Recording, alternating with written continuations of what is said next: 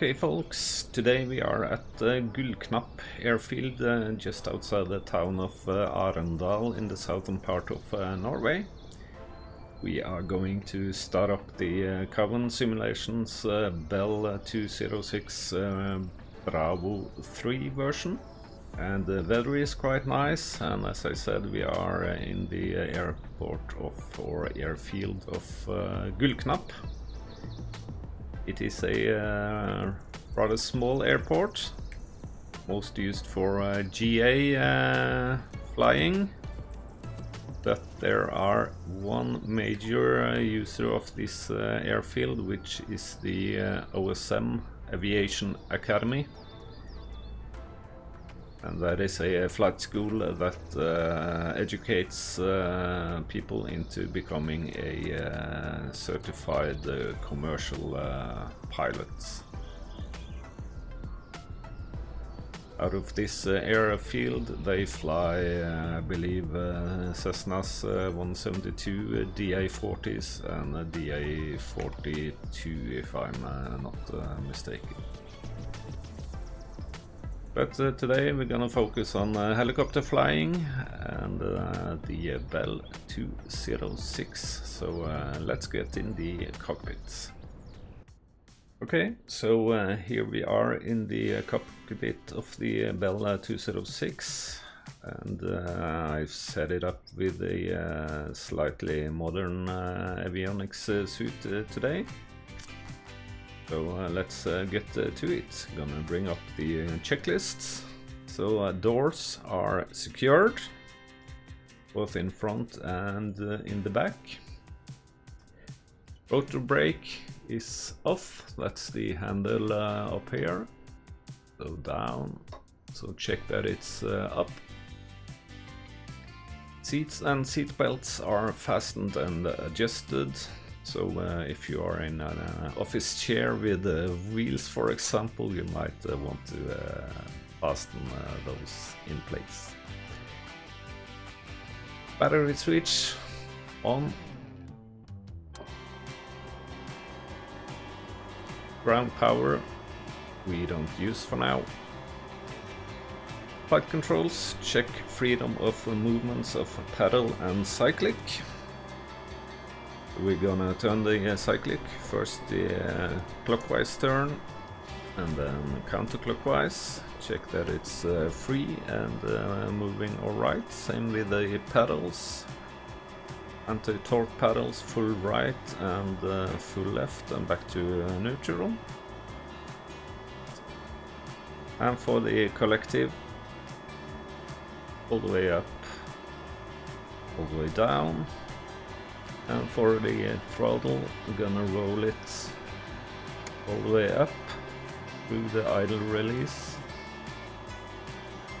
and all the way up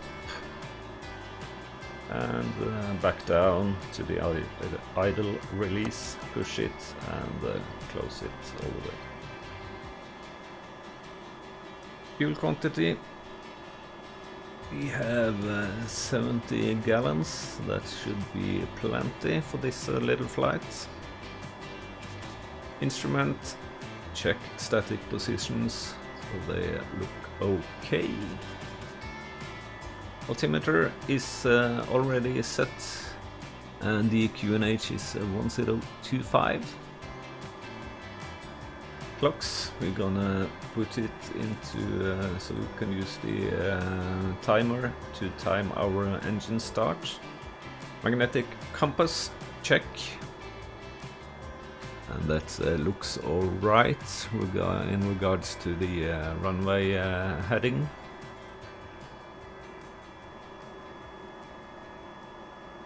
Fuel caution panel test button. Gonna press it.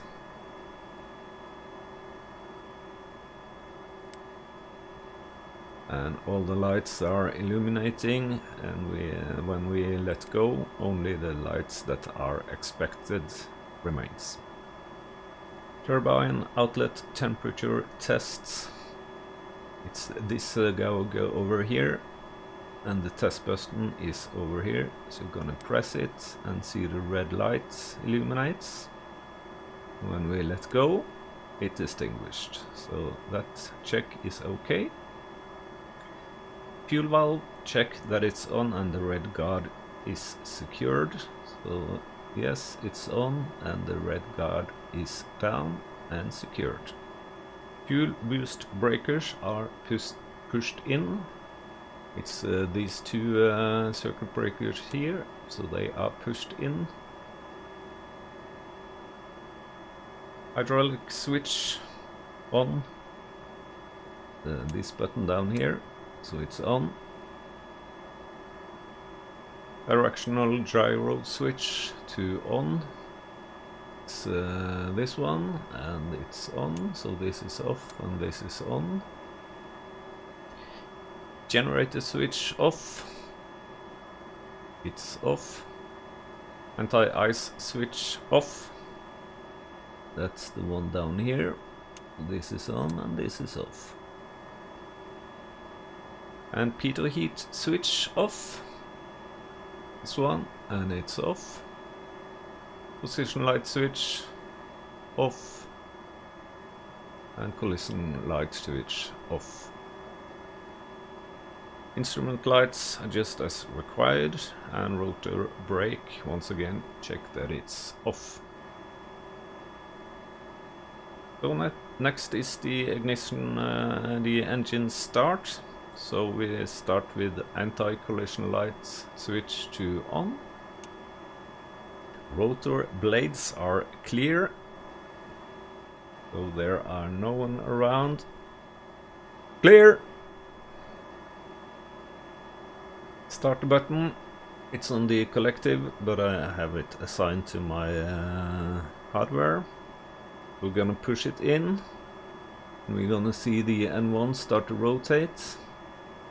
And when it goes up to 12%, then we're gonna introduce fuel by turning the throttle to the idle release detent. And if it doesn't start to move within 15 seconds, then we will abort.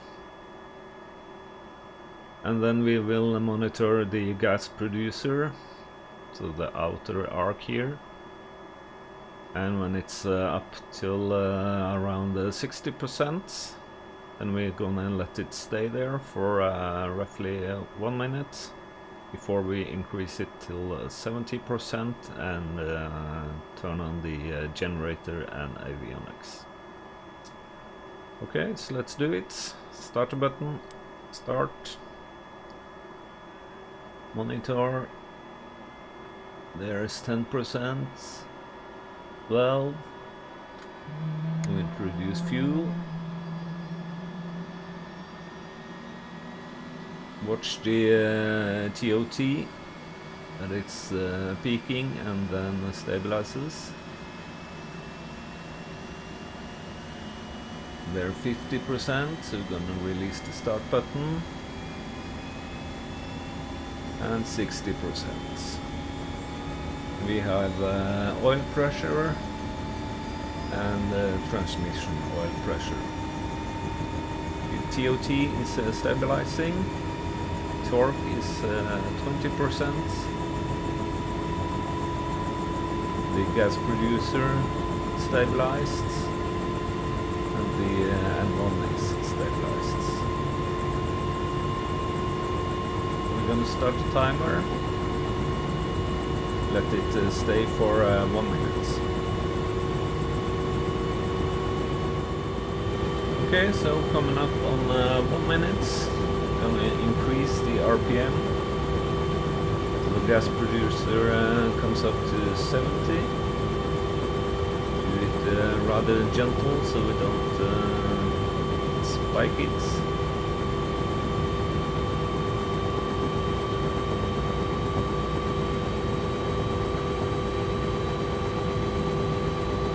There's 70, so we're gonna turn on the generator.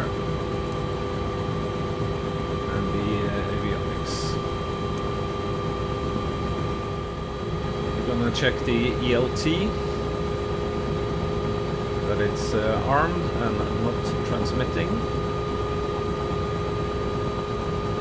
And then we're gonna cycle the hydraulic system's boost circuit breaker. It's the yellow one up here. So turn it off. Check the collective, that is rather stiff. And back on. And we see the collective is working correctly again. So that works. So all the gauges are as expected.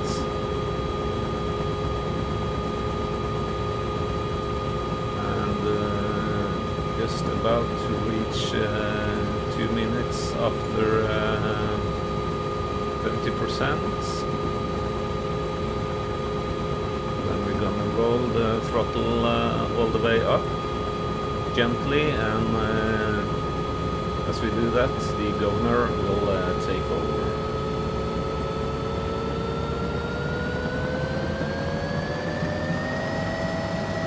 So governor catches it, continue to roll it all the way up.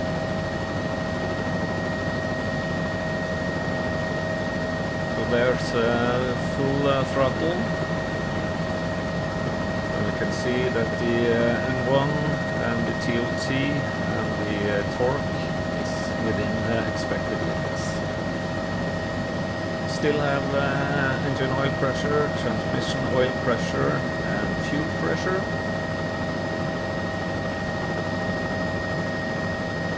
Outside the air temperature today is 6 degrees Celsius, so we're also going to turn on the pedal heat. But the engine anti-ice will stay in the off position for now, as there are no visible moisture in the altitude we are going to be at.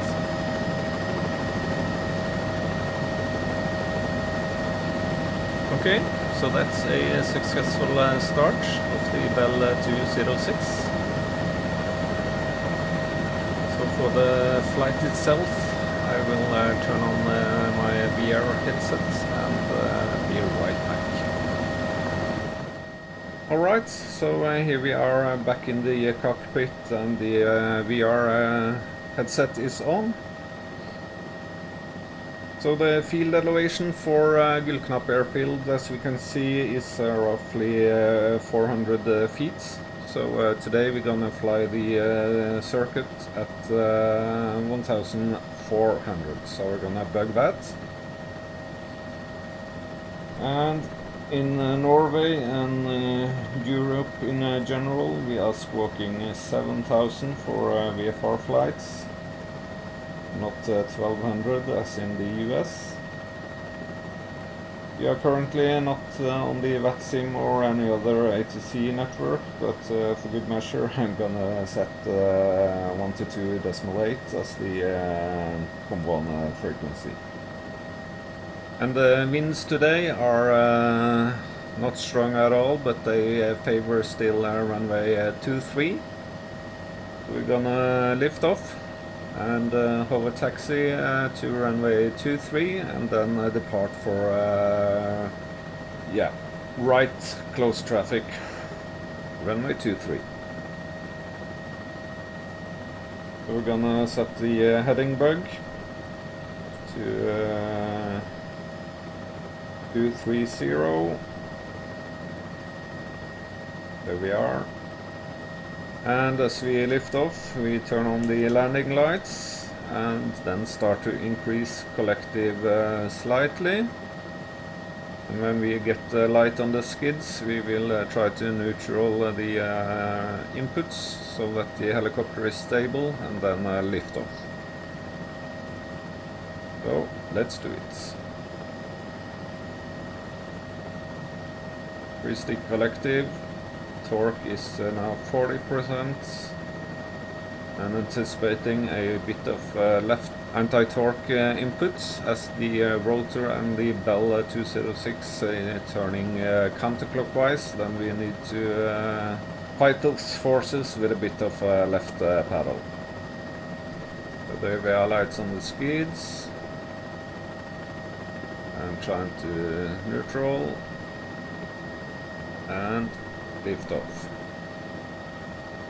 Check the gauges once again. Everything seems nice and stable.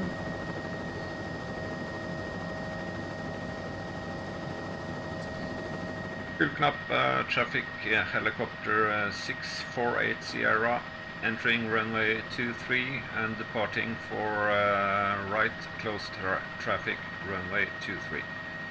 Gullknapp. We're gonna enter the runway. Check both sides that there are no other aircrafts on approach.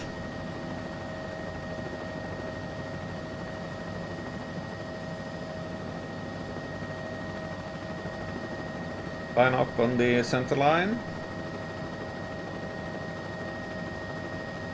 And for the takeoff, we're gonna maintain collective inputs as for hover torque. And when we reach 40%, then we're gonna start to increase the collective further and take off up till 1,400. There is 40 knots, so increase collective.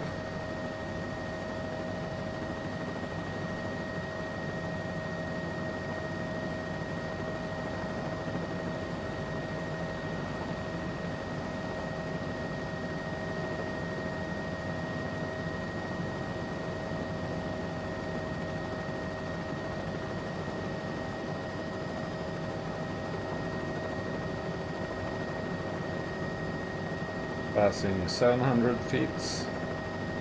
We'll start the turn at 900 feet.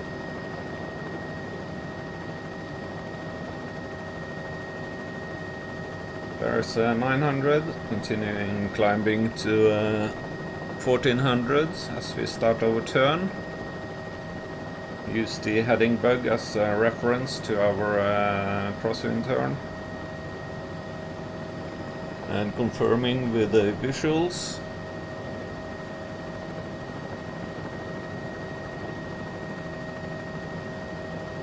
And as we reach 1400, we're gonna start our downwind turn.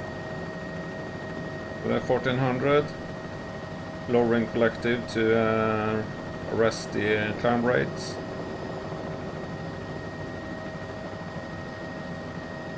Checking the circuit for other traffic and aligning with the downwind.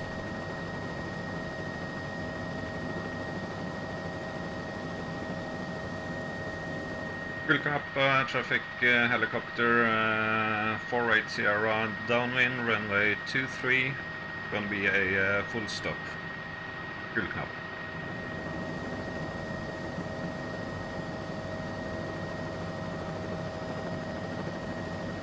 So maintaining our 1400s and continue downwind, and when we get past the threshold, then we will start to reduce the collective input and start our descent for the base turn and the finals.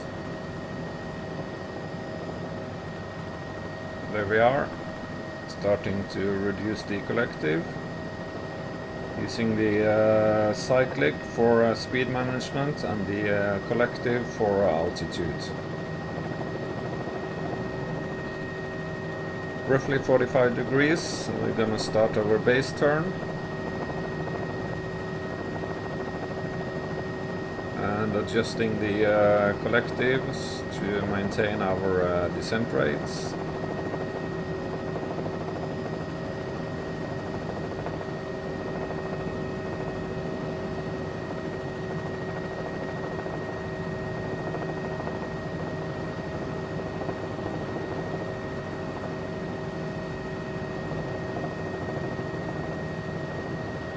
Gullknapp traffic helicopter 48 Sierra final runway 23 full stop. Gullknapp.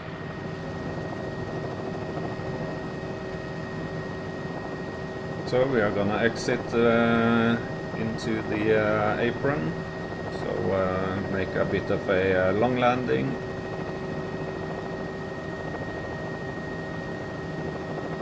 starting to make some backward pressure on the cyclic to reduce speed and also reduce collective.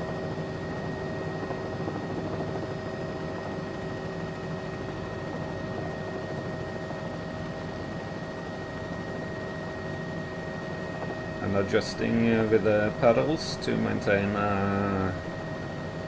our heading.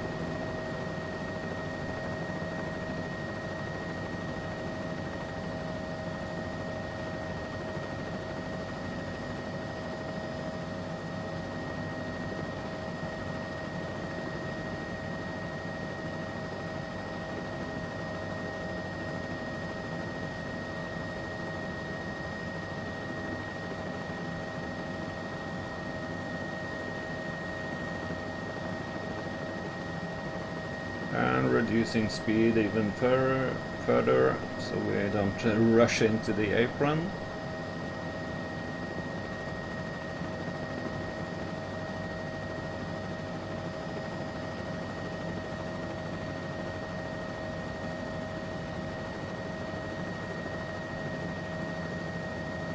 Gullknapp traffic helicopter 48 Sierra clear of runway. Gullknapp.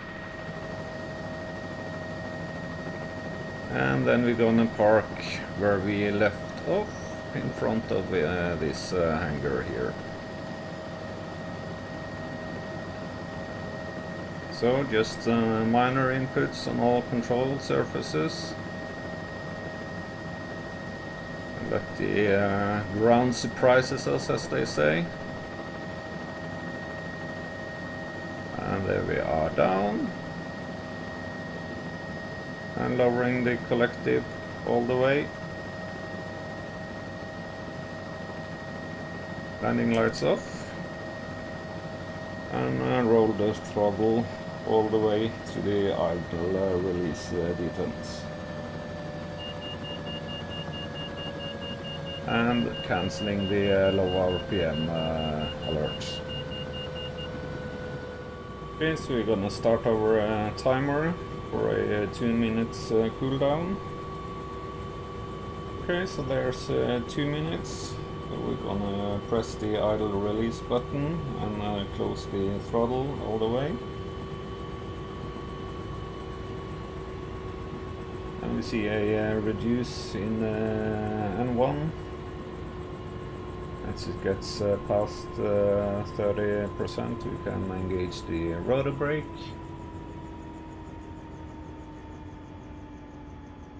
Generator off.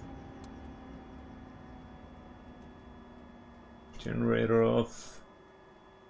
And avionics off. Directional gyro off. And the position and anti-collision lights off. And also the fuel boost buttons for the circuit breakers off. Rotor brake off, and final battery off.